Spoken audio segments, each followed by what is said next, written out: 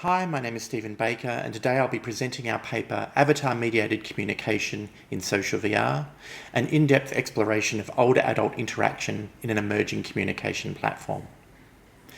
Our paper reports on the final stages of a 3-year research project that explored how social VR might be used to support the needs of older adults. The project used participatory action research as its overarching methodology, and this meant partnering closely with our participants on all aspects of the work. This extended to inviting participants to take part in reporting on the research findings, and we're proud of the fact that 2 of the co-authors on this paper were participants in our project. We report on a 5-month user study that involved 16 older adults between the age of 70 and 81. During the user study, the participants met in a social VR environment that was co-designed with the group in earlier stages of the project. This co-design work has been detailed in prior work. The social VR environment consisted of a schoolroom where participants could meet in groups of 3, plus a facilitator, myself, to reminisce about their school experiences. Participants were located at either a regional or metropolitan site during the user study, which was separated by a distance of 150 kilometres or 93 miles. Participants from the 2 sites were meeting for the first time in the social VR environment. As part of the participatory design process, the older adults created their own avatars, which they could choose to embody during the user study sessions. One was based on a realistic depiction of how they looked, and the other was a freeform design that we referred to as their cartoon avatar. During the participatory design work that preceded the user study, participants also brought in physical artefacts, such as school books and photographs, that were digitised and turned into 3D objects, which they could generate and pass around in the social VR sessions to promote conversation. We conducted 26 social VR sessions during the user study, with each lasting an average of 44 minutes.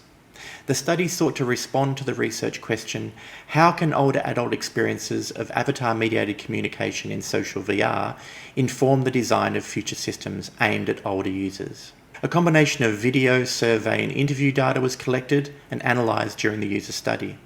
And from this we report on 4 major themes that respond to the research question.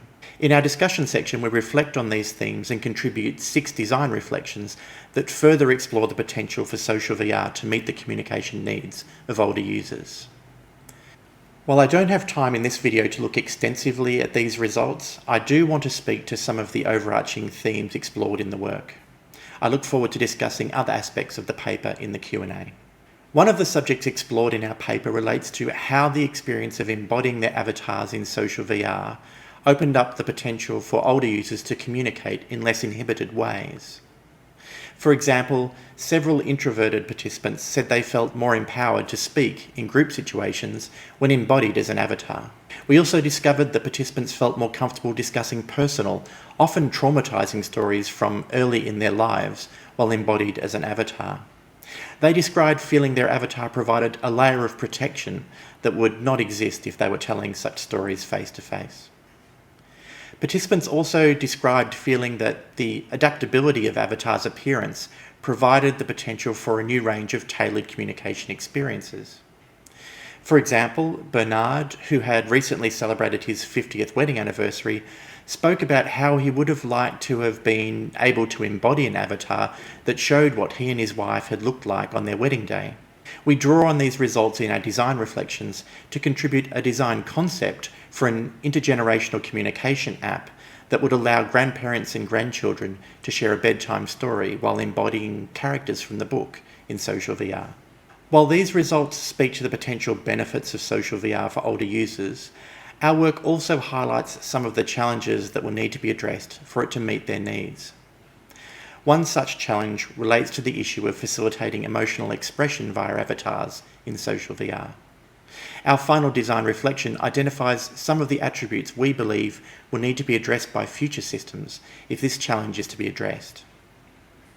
We conclude our paper by arguing, based on our long-term engagement with our participants, for older adults to play a greater role in evaluating the design of emerging technologies.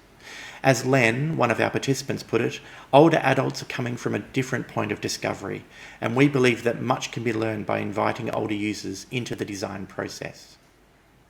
Thank you for watching this presentation, and I look forward to discussing the project further in the Q&A.